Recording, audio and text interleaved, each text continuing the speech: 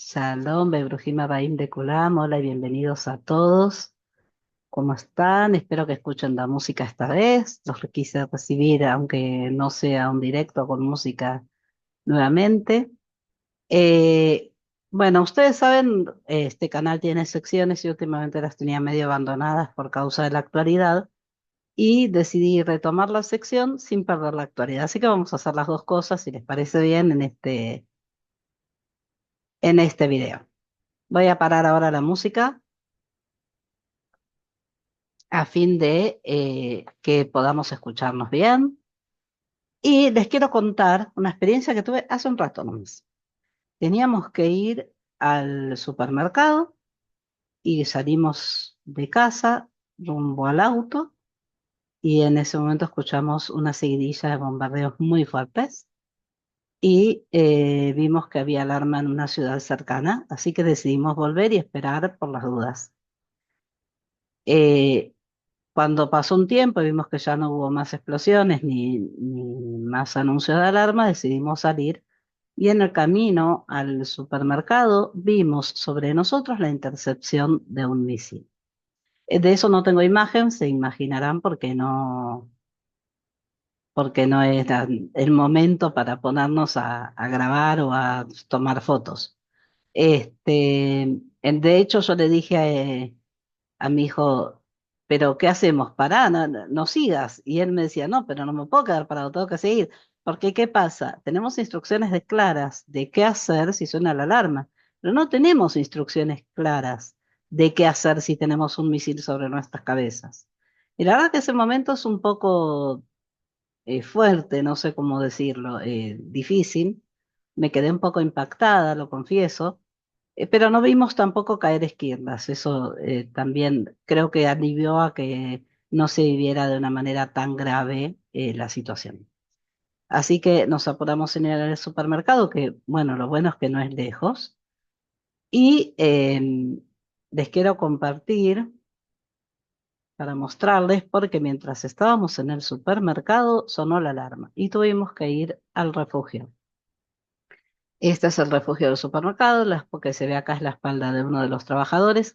La verdad es que me sorprendió porque no había mucha gente. Yo pensé que todo el mundo iría a refugiarse, no fue así, fuimos unos pocos y algunos fueron muy impacientes y se fueron antes de tiempo. De todos modos, yo creo que dentro del supermercado, con lo grande que es, el riesgo es menor, pero bueno, me pareció un poco imprudente.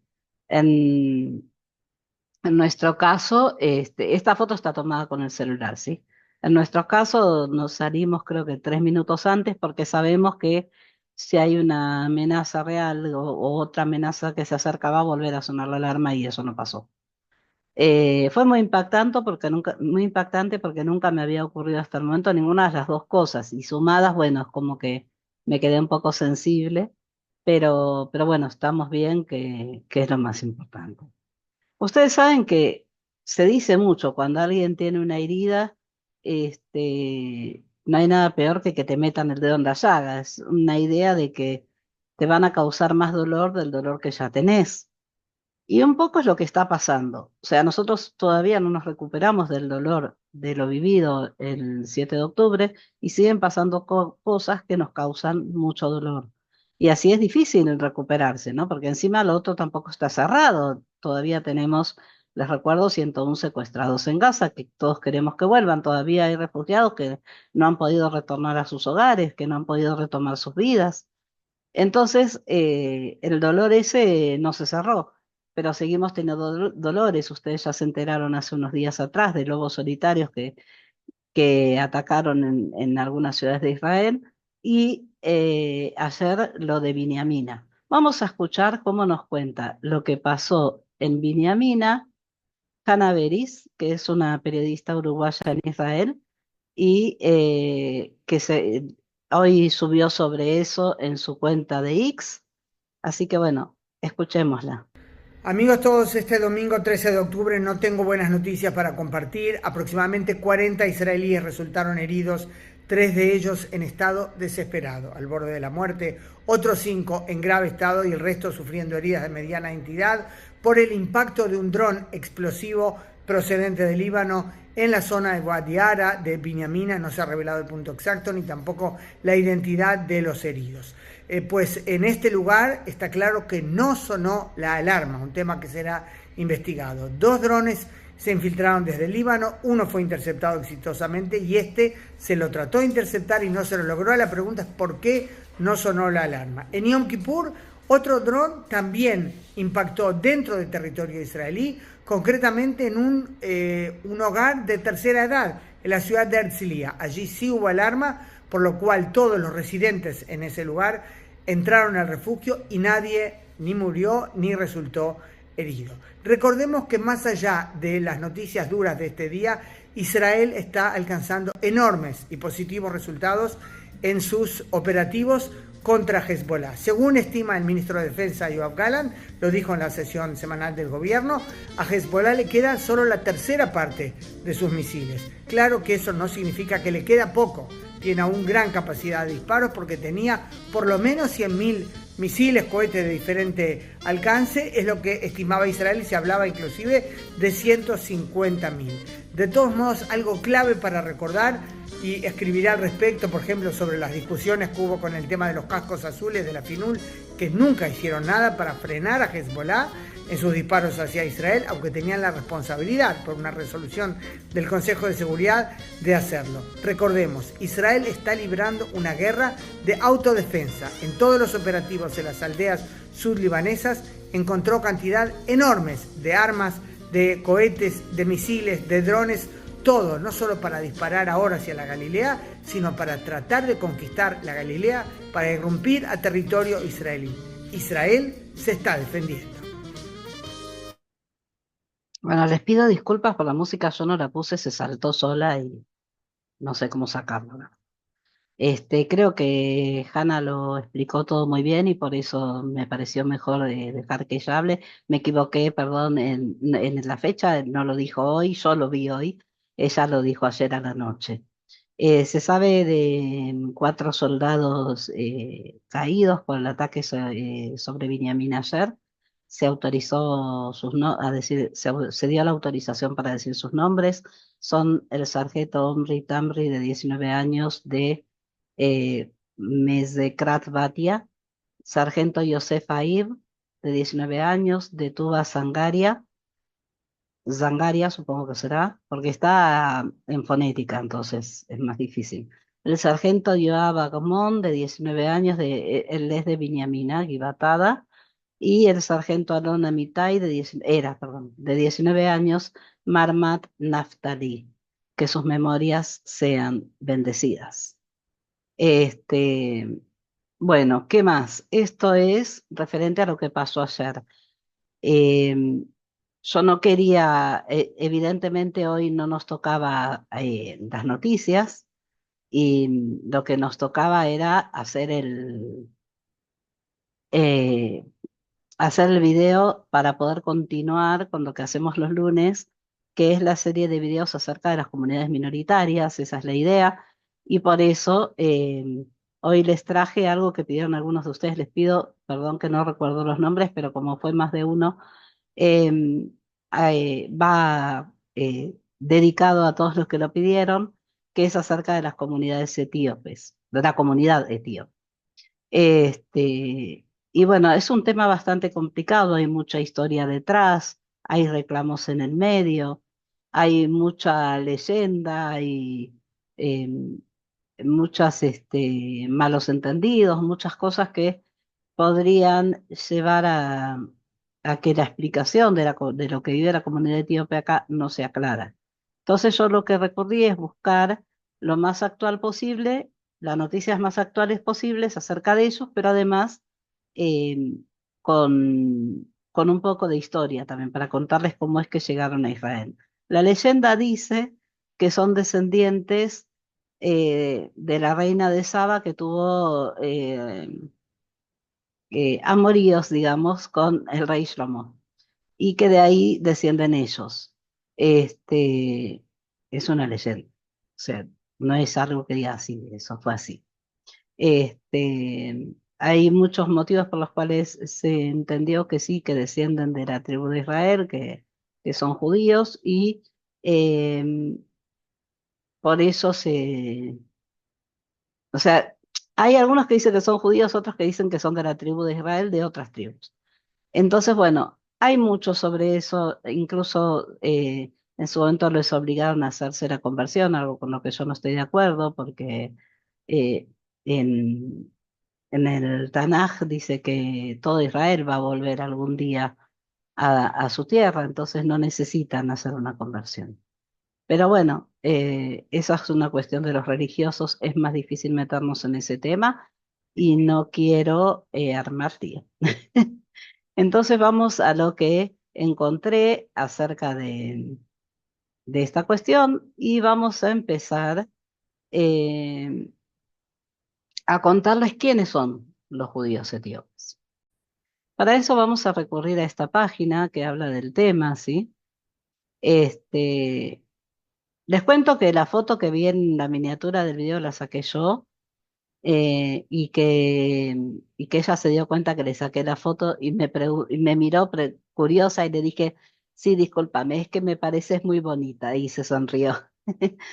Pero ahí se la veía emocionada en esa foto. Pero bueno, ¿quiénes son los judíos etíopes? Beta Israel. Los judíos etíopes son judíos que durante siglos vivieron en la región del lago Tana al norte de Etiopía. Los orígenes de la comunidad son inciertos, esto es lo que les comentaba antes, aunque viajeros, eruditos y otros los mencionan en sus relatos a partir del siglo XV y posiblemente incluso a partir del siglo IX, mientras que la propia historia oral de la comunidad se remota a tiempos bíblicos. Los judíos etíopes también son llamados Beta Israel, que significa casa de Israel en Ge'ez, el clásico idioma etíope que siguen usando judíos y cristianos como idioma litúrgico, aunque en la actualidad la mayoría de los judíos etíopes hablan en amárico. Les cuento acerca de esto que dice acá del lenguaje de ellos, que cuando llegamos a Israel, al mes estalló la guerra entre Estados Unidos e Irak. Y para variar, aunque no tengamos nada que ver con eso, amenazaron con que si Estados Unidos atacaba a Irak, ellos nos iban a atacar a nosotros. No sé por qué, pero nos tuvimos que preparar para esa situación. Y en la televisión había instrucciones sobre qué hacer en varios idiomas. Entre los idiomas estaba el español y también el amárico. Así que así aprendí un poco de escuchar cómo suena el amárico, de verlo en las explicaciones de la televisión.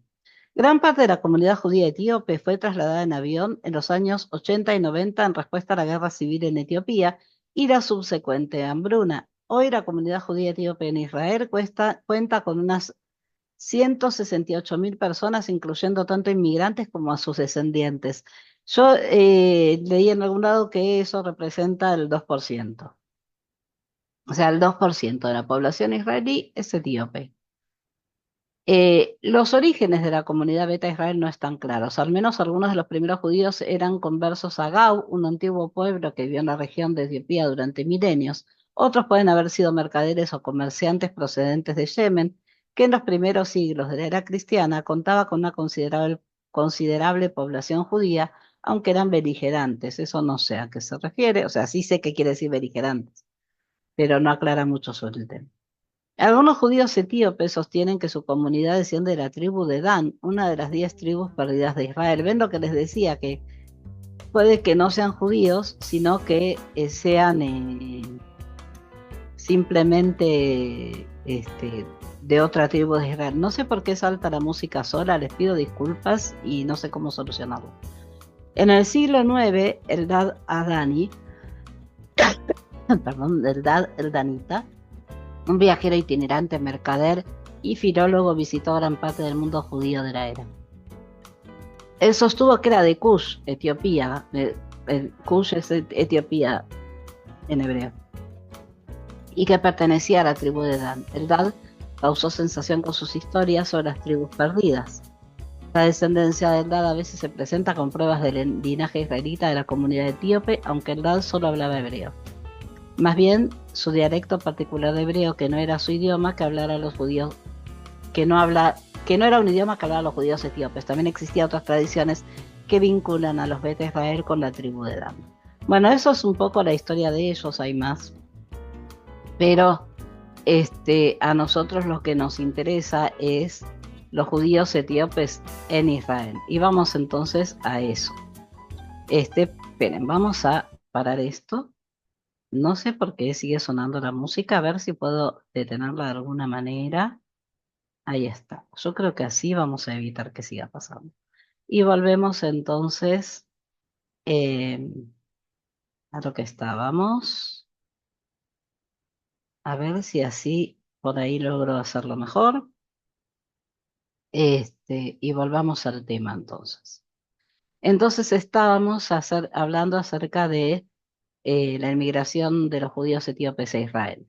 Con el estallido de la guerra civil en Etiopía en 1974 y el subsecuente régimen comunista, el destino de los Beta Israel era sombrío. A medida que la guerra se prolongaba y los disturbios y la hambruna azoraban a la región, muchos judíos huyeron al vecino Sudán. Esta foto dice al pie que son judíos etíopes que llegaban de Operación Moshe. Ya vamos a ver qué es la Operación Moshe. Entre 1984 y 1991, alrededor de 23.000 judíos etíopes fueron trasladados en avión a Israel, en tres misiones separadas. La Operación Moshe, que es de donde está tomada esta foto, entre 1984 y 85, la Operación Yoshua, Josué, en 1985, y la Operación Shlomo, Salomón, en 1991. La Operación Moshe. La Operación Moshe fue una evacuación encubierta de judíos etíopes de Sudán a Israel a través de Bruselas. Entre fines de 1984 y comienzos de 1985, 8.000 judíos fueron evacuados en grupos de 200 desde Sudán en vuelos comerciales para evitar sospechas. La operación terminó abruptamente el 5 de enero de 1985, cuando el primer ministro israelí Shimon Peres lo mencionó en una conferencia de prensa y el gobierno sudanés lo canceló casi de inmediato. Unas 1.000 personas quedaron atrás, de las cuales aproximadamente 500 fueron evacuadas más tarde, ese mismo año, como parte de la Operación Yoshua. En 1991, durante un periodo de unas 36 horas, 14.325 judíos etíopes fueron trasladados desde Etiopía a Israel en la Operación Shlomo. Los evacuados fueron transportados en 747 y en otros aviones israelíes. Un avión llevó más de 1.000 personas, fijando el récord mundial de la mayor cantidad de pasajeros en un solo vuelo. Dos niños nacieron, miren qué lindo esto, ¿no? Es como una forma de esperanza hacia la nueva vida que iban a tener. Dos niños nacieron en el camino durante la Operación Shlomo y la mayoría de las personas huyeron de Etiopía sin tener más que la ropa que vestían y sus utensilios de cocina. Con la fundación del Estado de Israel en 1948, los judíos etíopes en un primer momento no fueron reconocidos como judíos ni recibían automáticamente la ciudadanía de acuerdo con la ley del retorno. Esta situación se mantuvo hasta 1973, cuando el gran rabino sefaradí de Israel declaró: he llegado a la conclusión de que los falayas son judíos y se los debe salvar de la absorción y la asimilación. Estamos obligados a acelerar su inmigración a Israel y educarlos en el espíritu de la Sagrada Torá, volviéndolos parte en la construcción de la Tierra Santa. En 1977, el gran rabino Ashkenazi, Rav Shlomo Goren, declaró: ustedes son nuestros hermanos, nuestra sangre y nuestra carne, son verdaderos judíos. Los Beta Israel fueron oficialmente reconocidos por la ley de retorno de Israel ese mismo año. De aquí un soldado etíope. La absorción de la comunidad etíope en Israel no estuvo exenta de obstáculos, como por ejemplo la controversia sobre lo que Rav Yosef denominó un acto de renovación de su pacto con el pueblo judío, las dificultades lingüísticas y culturales y los problemas habituales de los recién llegados, incluyendo algunos incidentes de racismo. Bueno, después habla de dónde está el arca del pacto, nos habla de la parte religiosa de ellos, acá nos dice las fuentes de donde sacaron todo, y el autor de esta nota es el Rav Tzvi Gluckin, que es un rabino y escritor que vive en Boston. Él escribe extensamente sobre música y espiritualidad judía. Y la página, por si ustedes quieren visitarla, es Aish Latino. Eso es lo que se refiere a antecedentes, digamos, cómo llegaron los etíopes a Israel, vimos cuántos son, cuál es su presencia, y tenemos la experiencia en primera persona de Hannah Beris, que ya la escuchamos antes, que firma de otra manera cuando escribe las notas, eh, que por lo que cuenta y por lo que entiendo de lo que leí, ella estuvo presente en uno de esos rescates. Vamos a leer entonces la nota porque creo que es súper interesante. Después les dejaré en la descripción del video todas todos los enlaces. Esto es del semanario Hebreo High, donde ella suele escribir, además es directora. Y dice, ya lo vimos, ¿se acuerdan que hablamos sobre el seminario Hebreo High, uno de los jueves que hablamos de actualidad israelí? Dice, recuerdo a los judíos etíopes bajando de los aviones y besando el suelo de Israel. Esto lo publicó el año pasado, en agosto del año pasado. Al concretarse este jueves otro operativo de rescate de judíos etíopes e israelíes, fíjense esto, es curioso, ¿no? Porque ella está hablando de que en agosto del 2023 hubo otro operativo de rescate de judíos etíopes e israelíes hacia Israel, y fue apenas que 2 meses antes de la masacre. O sea, antes de que recibiéramos todo ese daño tan grande, nosotros estábamos actuando como rescatistas. Al concretarse este jueves otro operativo de rescate de judíos etíopes e israelíes de una zona de combate y su traslado hacia Israel, nos resulta ineludible recordar el operativo Salomón, o Shlomo, ¿no? En hebreo. El segundo puente aéreo organizado por Israel para traer a los judíos de Etiopía.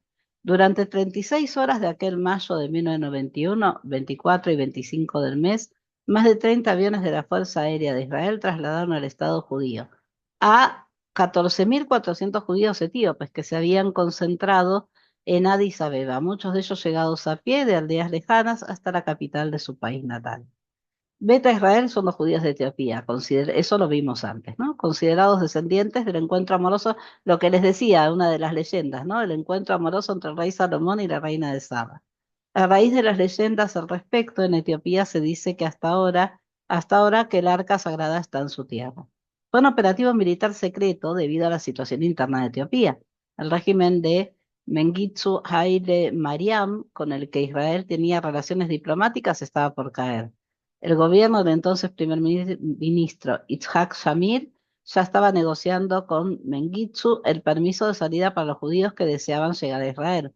Los insurgentes se estaban acercando a Addis Abeba. No quedaba mucho tiempo. Finalmente llegó el permiso. Israel pagó una suma multimillonaria a Mengistu para que permitiera sacar a los judíos etíopes y comenzó el impresionante operativo. Mengistu. Bueno, acá vemos en una base de la Fuerza Aérea de Israel esta foto,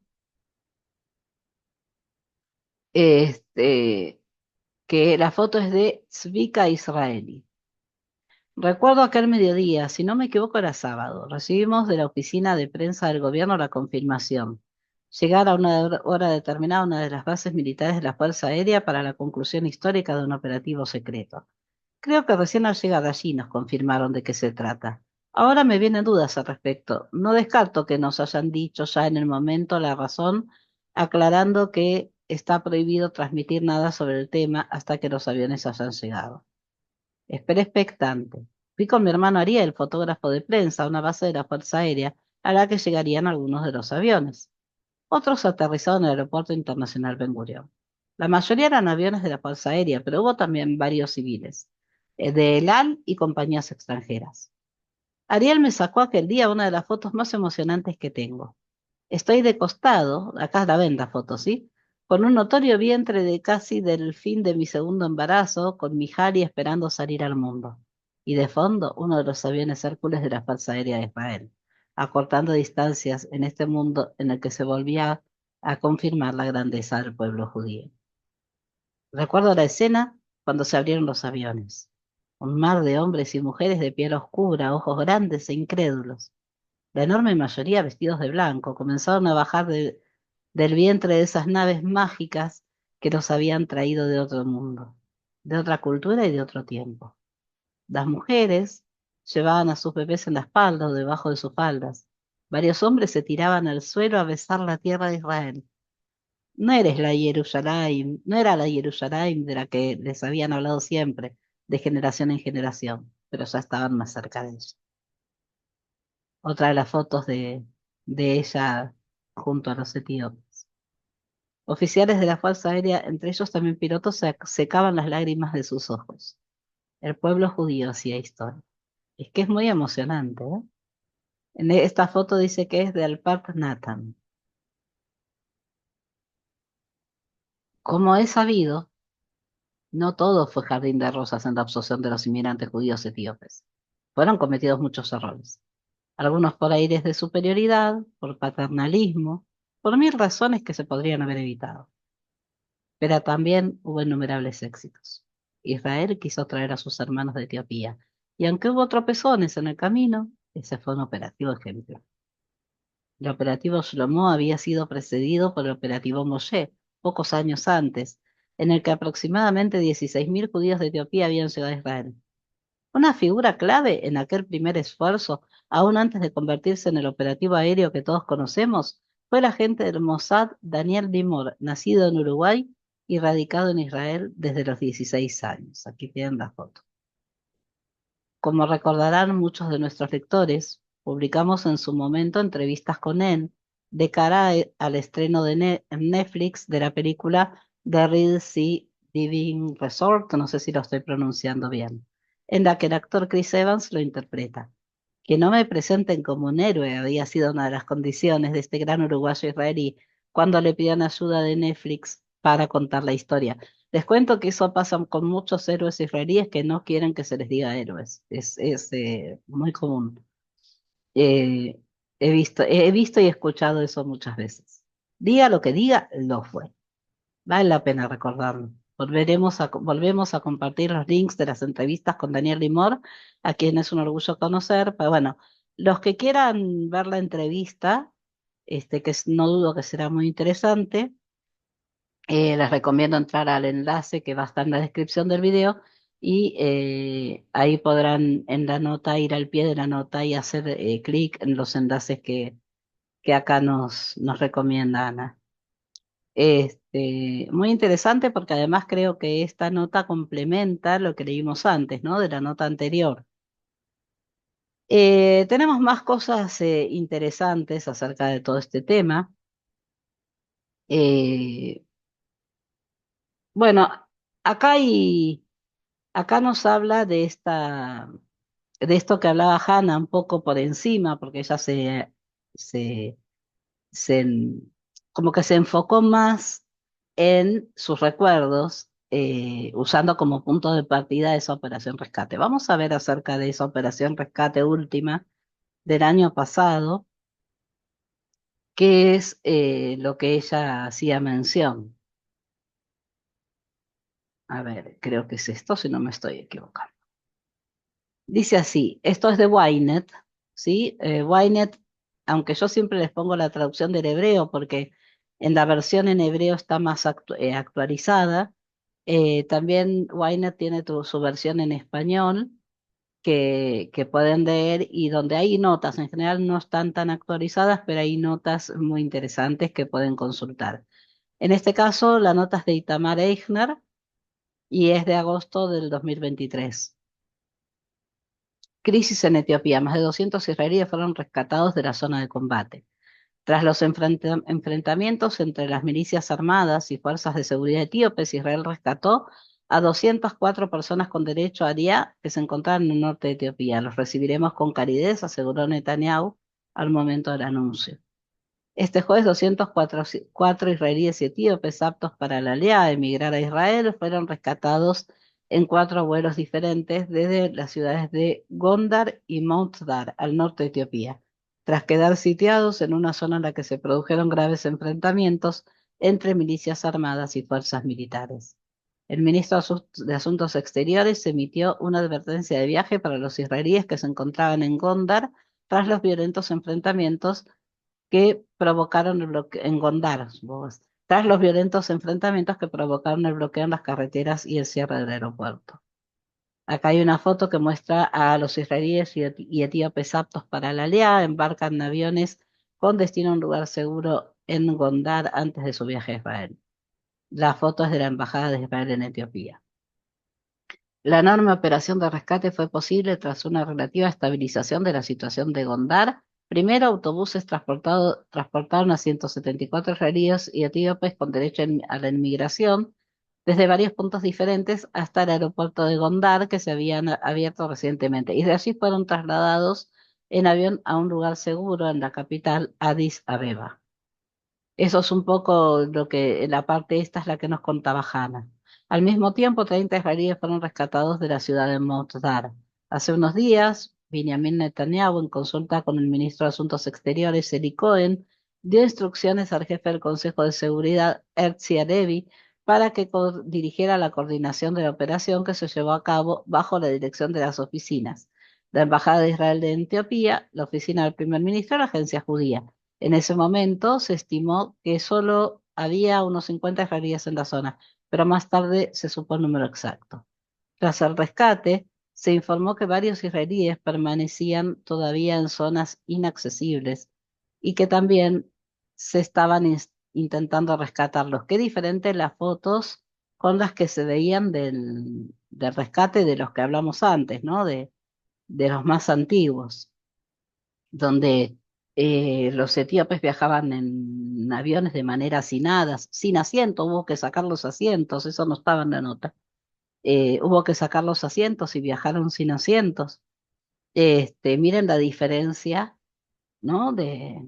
Claro, eran muchos menos también, y además de la modernidad, evidentemente.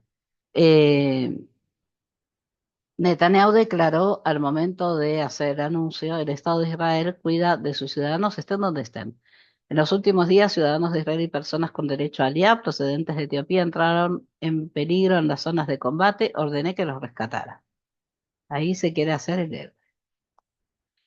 Pero bueno, sí, esa es una buena que hizo, hay que reconocerse. Quiero dar las gracias al cuartel general de la Seguridad Nacional, a la gente de la oficina del primer ministro y del Ministerio de Asuntos Exteriores y a a la agencia judía por la rápida actuación, tranquilidad y sobre todo éxito. Las personas están ahora en camino desde Gondar y Montdar y después van a llegar al Estado de Israel, los recibiremos con calidez. Eli Cohen añadió, el Estado de Israel no quedará de brazos cruzados y no dejará ni a un solo israelí. Este es el resultado de una fructífera cooperación y estrecha coordinación con la oficina del primer ministro de la agencia judía. Estoy orgulloso de la gente del Ministerio de la Embajada de Israel en Etiopía por sus actividades rápidas y de alta calidad. Como hemos demostrado en el pasado, seguimos actuando y ayudando de todas las formas posibles a los israelíes del mundo que lo necesiten. Esto me gusta mucho, que se reconozca a todos los que trabajaron y se esforzaron y no, yo di la orden. No, está bien, diste la orden y se agradece, pero reconoce también, ¿no? Todo lo que los demás hicieron. Y realmente es muy bien por Eric Cohen. Acá nos muestra un miembro de la milicia armada de Gondar. El gobierno etíope anunció en las últimas horas el desalojo de milicias armadas tras varios días de duros enfrentamientos y anunció el toque de queda en 6 grandes ciudades. Bueno, ya ahí entramos en detalles, ¿no? Lo importante era, quería mostrarles el hecho de la llegada de esos etíopes a Israel, que sería la última oleada, digamos, la última gran cantidad. Eh, Dice, hace un mes concluyó la segunda parte de la Operación Sur Israel con la llegada a Israel de unos 139 inmigrantes procedentes de Etiopía.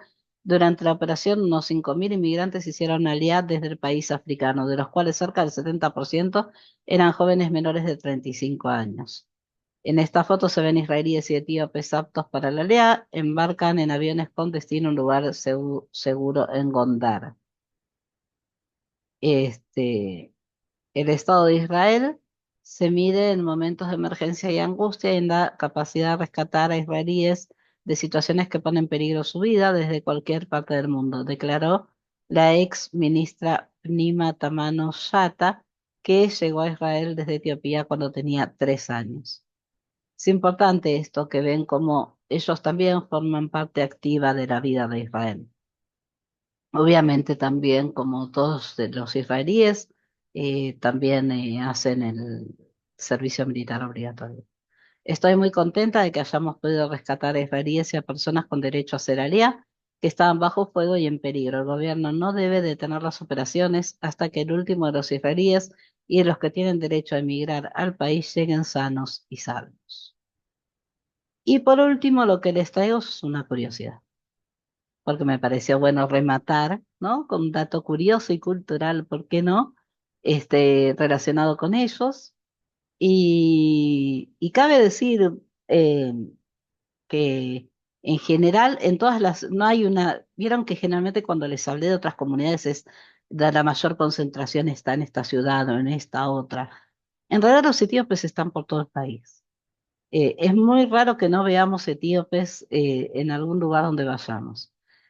Generalmente viven en los edificios de absorción, en el mercado se llama Mercaz Critá, en el centro de absorción, que es el primer lugar que se le da a muchos judíos cuando emigran a Israel.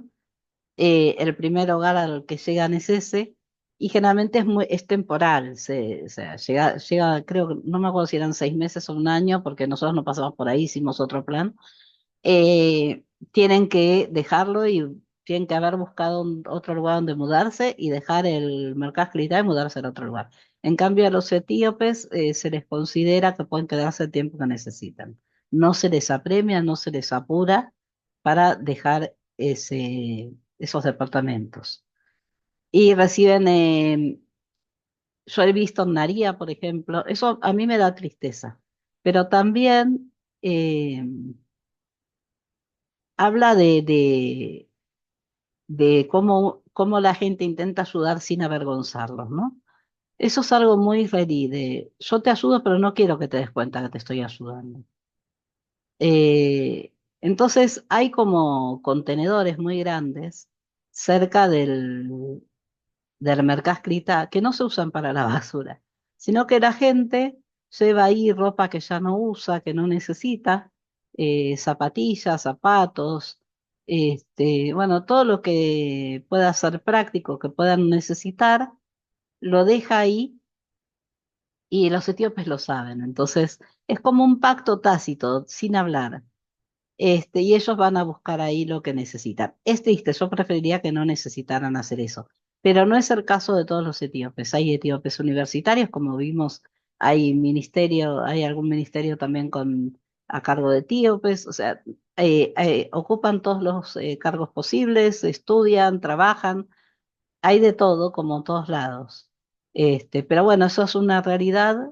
Algo que siempre me llamó mucho la atención es que incluso recibiendo donaciones de zapatos y zapatillas, es muy común, no era hace mucho que no veo, bueno, acá en el pueblo no hay, no vi, pero es muy común verlos descalzos, a los niños caminar descalzos por la calle. Decís, ¿por qué? Pero si te estoy donando zapatos. Y no, ellos van descalzos. Supongo que tiene que ver con las costumbres. No sé si sigue siendo igual, así era hace unos años atrás, por lo menos. Pero bueno, vamos a la curiosidad que les quería mostrar. A ver, vamos para acá. Y con esto ya terminamos. Y esto es una nota del Ministerio de Relaciones Exteriores de Israel que nos cuenta que singulares libros sagrados etíopes estarán disponibles en el sitio de la Biblioteca Nacional. Hasta la fecha se han escaneado 17 manuscritos escritos en la lengua sagrada ge'ez que estarán en Internet. Este es un comunicado del portavoz de la Biblioteca Nacional de Israel. La Biblioteca Nacional de Israel, el Centro del Patrimonio Judío Etíope y el programa Guardianes de Orit de la Universidad de Tel Aviv están orgullosos de anunciar un nuevo proyecto de digitalización para escanear y poner a disposición los singulares libros sagrados y manuscritos de la comunidad Beta Israel. Hasta el momento, la mayoría de estos elementos fueron mantenidos por los Kesim, clérigos de la comunidad, en hogares particulares o en sinagogas de Beta Israel, pero no eran accesibles al público en general. Un encuentro reciente con los líderes de la comunidad Beta Israel, llevada a cabo en la Biblioteca Nacional, concluyó en un acuerdo según el cual se producirán escaneos digitales de estos elementos y se pondrán a disposición del público en general en el sitio web de la Biblioteca Nacional de Israel. mientras los libros originales permanecerán con las comunidades. Los manuscritos están escritos en lengua sagrada de Ge'ez e incluye el Octateuco, conocido como el Orit, la Torá de Beta Israel, que comprende el Pentateuco, los 5 libros de la Torá y los libros de Josué, Jueces y Ruth. Los textos apócrifos judíos de los Jubileos y Enoc, libros de los rezos como el libro de Salmos y otros.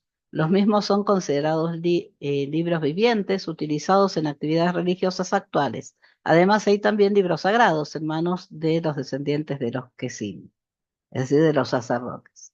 El escaneo está siendo realizado por la Biblioteca Nacional de Israel y el Centro del Patrimonio Judío Etíope. Hasta la fecha han sido escaneados 17 manuscritos que próximamente estarán disponibles en Internet. Estos incluyen 4 copias de Laurit, 2 de los cuales son muy antiguas, y un libro de los jubileos, Meishafe Kufale del siglo XVIII, Salmos de David, Mazmura David, libros de oraciones para el año de Shemitah, el año sabático, y Yom Kippur, Día del Perdón, el libro de los discípulos Ardeet y el libro de los ángeles de Enoch, Mashafa Malaek. El encuentro con los líderes de la comunidad Beta Israel incluyó la lectura de una copia de la biblioteca del libro Orit, un manuscrito de pergamino encuadernado que había sido llevado a mano a través de un territorio peligroso hasta Jerusalén. El mismo fue donado por la comunidad Bet Israel a la biblioteca en el año 2016. Bueno, si quieren seguir leyendo, igual entran después al enlace, pero me pareció sumamente interesante. Lo que no me di cuenta, a ver, me voy a fijar ahora. Esperen, si dice la fecha, sí, esto es de octubre, del 10 de octubre de este año, así que es reciente, reciente este anuncio. Así que bueno, parece que vamos a tener pronto a disposición esos manuscritos para todos los que estén interesados. Me parece genial. Y bueno, eso es todo hasta hoy. Ya ven, les traje un poco de noticias, un poco de la sección que correspondía para hoy. Espero que les haya gustado. Si les resultó interesante, no olviden dejar un me gusta, y compartan, así más gente se entera y vienen para el canal y y ampliamos esta comunidad hermosa que se formó, que yo siempre lo digo, pero estoy muy, muy contenta de lo que estamos armando entre todos y les estoy muy agradecida. Tenemos nuevos suscriptores, bienvenidos y gracias por formar parte de nuestra comunidad. Como les digo entonces siempre, que tengamos paz y amor.